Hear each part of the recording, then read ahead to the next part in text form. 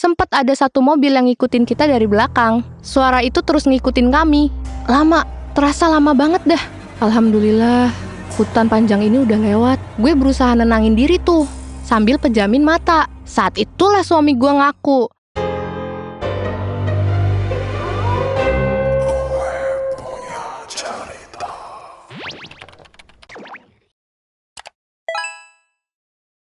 Peringatan, animasi ini dibuat dengan tujuan sharing pengalaman pribadi sang pengirim cerita. Dimohon untuk menghargai cerita tanpa menyudutkan beberapa pihak. Selamat menonton.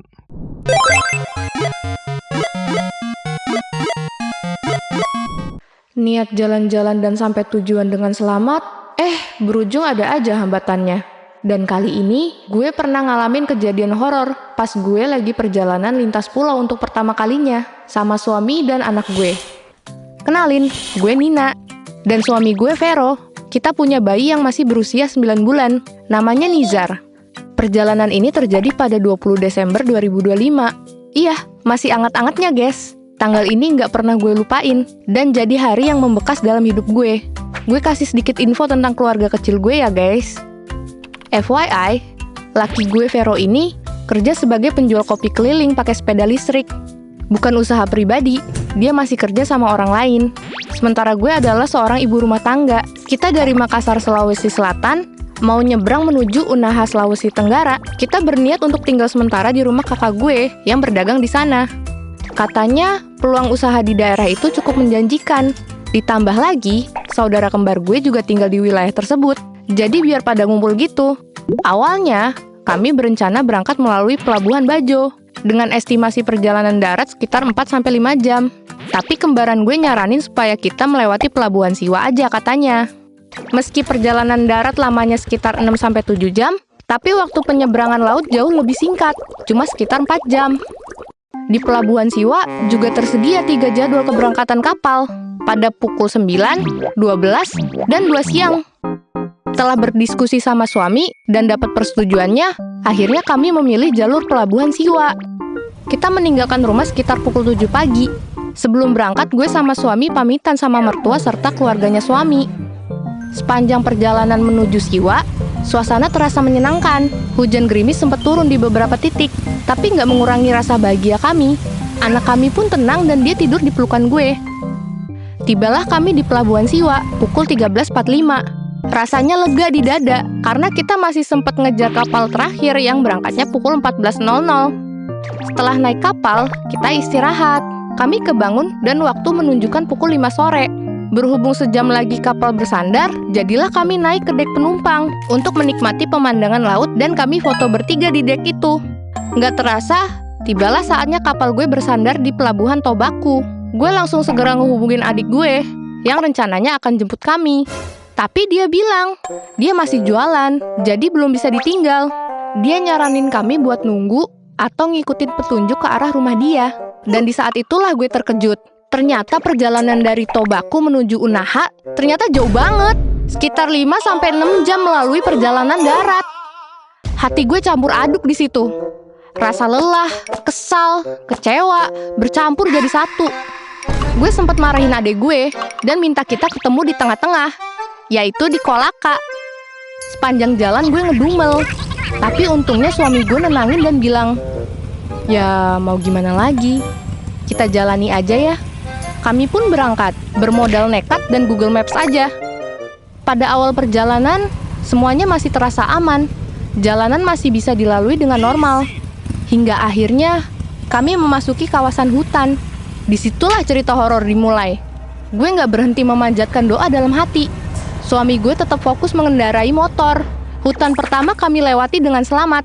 Nizar pun masih tidur pulas. Tapi, memasuki hutan kedua, kok kerasa beda ya auranya. Tanpa adanya lampu penerangan jalan, hutan itu panjang, gelap karena nggak ada lampu penerangan jalan. Satu-satunya cahaya cuma dari lampu motor kami, yang warnanya kuning redup, kayak lampu etalase ayam Kentucky. Sesekali suami gue memperlambat lajunya, karena nunggu kendaraan lain biar bisa jalan beriringan demi dapat penerangan tambahan. Sempat ada satu mobil yang ngikutin kita dari belakang, tapi nggak lama kemudian berbelok ke arah lain. Kami sendirian lagi di tengah hutan. Tiba-tiba gue dengar ada suara lonceng. Suaranya kayak lonceng penjual es zaman dulu. Jantung gue berdegup kencang. Dan gak lama kemudian, muncul suara gamelan Jawa. Bunyi gongnya jelas, menggema dari kejauhan. Padahal kami ada di Sulawesi, bukan di Jawa. Belum juga rasa takut itu reda, gue ngedenger sesuatu yang jauh lebih mengerikan. Suara langkah kaki, banyak banget. Kayak puluhan orang lari di atas daun kering, seolah ngejar kami. Gue pengen nanya sama suami gue. Baru juga gue bilang, "Bang, dia nyuruh gue diem." Dia tetap fokus, ngegas motornya makin kenceng. Dalam samar cahaya lampu, gue ngeliat ada sosok putih di antara pepohonan. Sosoknya kayak perempuan. Spontan tangan gue narik baju suami gue erat-erat, dan istighfar gak berhenti keluar dari bibir gue. Suara itu terus ngikutin kami. Lama, terasa lama banget dah. Hingga akhirnya, suami gue narik napas panjang dan bilang, "Alhamdulillah, hutan panjang ini udah lewat." Ternyata ujian kita belum selesai, saudara-saudara. Kita melipir di kios kecil yang jual bensin. Saat itu waktu menunjukkan pukul 9.20 malam. Pemilik kios bilang, kalau di depan udah mulai banyak pemukiman dan hutannya cuma sedikit. Kami pun melanjutkan perjalanan. Tepat pukul 10 malam, apesnya ban kita bocor. Waduh, paniknya bukan main, Bor. Terus suami gue jalan, nuntun motornya. Untungnya, belum jauh kita berjalan, ada rumah warga, dan kita ditolong. Setelah perjalanan panjang ini, di momen ini anak gue baru kebangun. Tapi syukurnya, dia nggak rewel. Ada hal yang ngebuat gue deg-degan di situasi semakin genting ini. Di kampung itu, hampir nggak ada sinyal. Ada, tapi sering hilang gitu. Setelah gue coba restart ulang HP berkali-kali, akhirnya gue berhasil ngehubungin adik gue. Kita disuruh nunggu, dan mereka lagi dalam perjalanan jemput. Kami pun izin istirahat di rumah warga itu. Nah, di sebelah kiri kita ada mobil, dan di sisi kanan ada pohon mangga besar. Jaraknya 50 meter dari tempat kita istirahat ini. Warga pun langsung gelarin tikar buat kami. Perjalanan yang beberapa jam ini terasa udah berhari-hari, saking panjangnya perjalanan ini. Langit udah gelap, badan lelah, dan adik gue belum sampai-sampai juga. Pas lihat jam, ternyata pukul 2 dini hari. Alhasil, kita rebahan di tikar ini. Anak gue sama suami gue tertidur ngebelakangin mobil. Gue mau tidur tapi nggak bisa. Dengan mata yang kriep-kriep, gue ngedenger langkah kaki di samping mobil. Gue juga lihat pohon pisang di pinggir jalan gerak kenceng, kayak ada yang goyangin. Mau bilang angin, tapi angin hari itu nyaris nggak ada. Nah, dari arah kanan, deket pohon mangga besar itu, gue denger suara orang berdehem. Suaranya berat, kayak suara laki-laki dewasa. Yang bisa gue lakuin cuma berzikir dan berdoa aja. Gue lihat suami gue masih tertidur pules. Gue berusaha nenangin diri tuh, sambil pejamin mata. Dan alhamdulillahnya, gak ada gangguan lagi. Sekitar pukul jam 3 pagi, kakak gue, suaminya, dan adik kembaran gue akhirnya datang.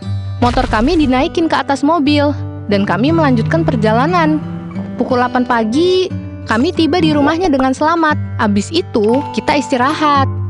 Setelah beristirahat, kami ceritakan hal aneh selama perjalanan kemarin. Saat itulah suami gue ngaku kalau sebenarnya dia sadar keanehan di hutan dan di depan rumah warga. Tapi, dia milih tidur dan ngebelakangin mobil karena takut. Karena, kalau dia ngehadap ke mobil, dia pasti lihat sesuatu yang gak seharusnya dia lihat. Satu hal yang bisa gue syukuri dari kejadian ini, gue dan keluarga gue bisa sampai dengan selamat sampai tujuan. Doa adalah pegangan paling kuat saat logika udah gak jernih lagi. Sampai di sini akhir cerita gue. Sampai jumpa di video GPC selanjutnya ya. Dah!